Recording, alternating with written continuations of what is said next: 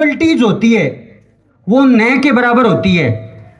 अभी आपने जयपुर में एक बहुत बड़ा एक्सीडेंट देखा था। गैस से भरा हुआ टैंकर है वो टकरा गया और उसमें काफ़ी लोगों की जान चली गई।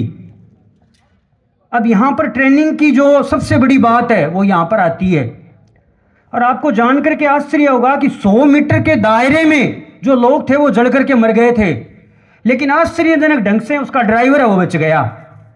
अब जब पता किया तो उसमें सबसे बड़ी बात सामने क्या आई कि उस ड्राइवर को ट्रेंड किया हुआ था। जिस कंपनी का वो गैस का टैंकर चला रहा था उसको ट्रेंड किया था और ट्रेनिंग क्या दी गई कि बचा कैसे जाए, यदि गैस लीकेज हो जाए किसी कारणवश तो बचा कैसे जाए। और उस ड्राइवर से जब बात की तो उसे बताया कि जब गैस लीकेज शुरू हुई तो जैसे कंपनी ने हमें ट्रेनिंग दी थी उसके अनुसार मैं विपरीत दिशा में भागा। जो हवा चल रही थी ना उस हवा के विपरीत दिशा में मैं गया और मेरी जान है वो बच गई। तो एक छोटी सी बात थी कि उसने हवा का रुख देखा और उसके विपरीत वो चला गया और काफ़ी लोग मारे गए लेकिन वो बच गया।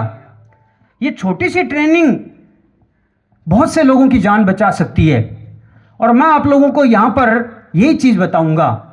और ये बड़ी विडंबना है, मैं फिर कह देता हूँ कि विद्यालय शिक्षा में या किसी भी शिक्षा के स्तर में इस तरह के हादसों को बचने से किस तरह से बचा जाए या लोग किस तरह से बचा सकते हैं उसका बिल्कुल भी कहीं जिक्र नहीं है। और यही कारण है कि भारत में इन हादसों में कैजुअलिटी जो होती है, मौत जो होती है, जाने जो जाती है वो ज़्यादा जाती है।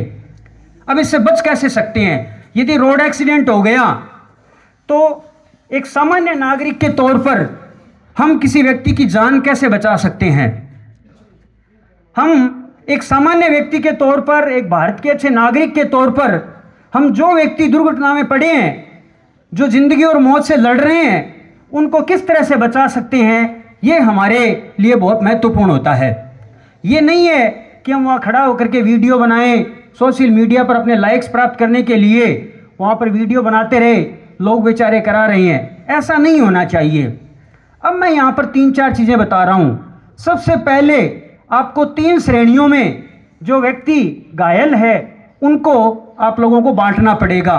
बहुत बड़ा एक्सीडेंट हो गया, सड़क पर लोग पड़े हैं, चिल्ला रहे हैं, करा रहे हैं, आप वहाँ से जा रहे हैं, एक अच्छे नागरिक के रूप में आप क्या कर सकते हैं? ये सबसे पहली बात तो ये है कि आप उनमें जो पड़े लोग हैं उनको एक एक करके आइडेंटिफाई करिए और 3 ग्रुप में उनको बांटिए, रेड, ग्रीन और ब्लू,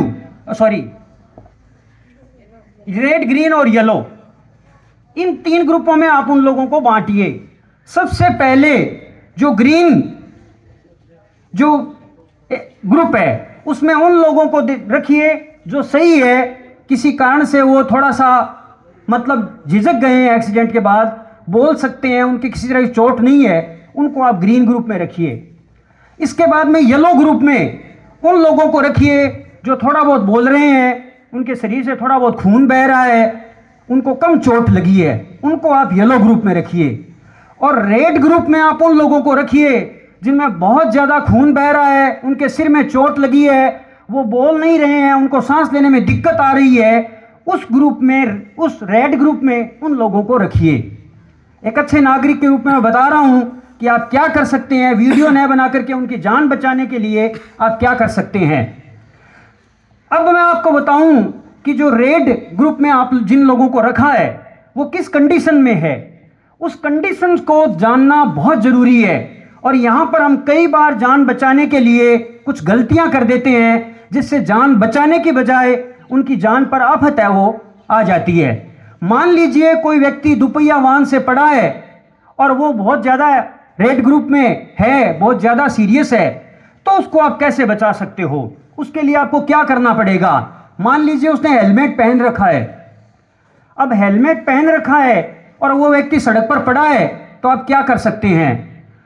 याद रखिए कि कई बार हम करते हैं, हेलमेट को उतारने के लिए जोर से हेलमेट को खींचते हैं और यहाँ सबसे बड़ी गलती यह है कि जोर से हेलमेट खींचने के चक्कर में उस व्यक्ति की गर्दन की हड्डी टूट सकती है और वो जिंदा बचने की संभावना के विपरीत वो वहाँ मर सकता है।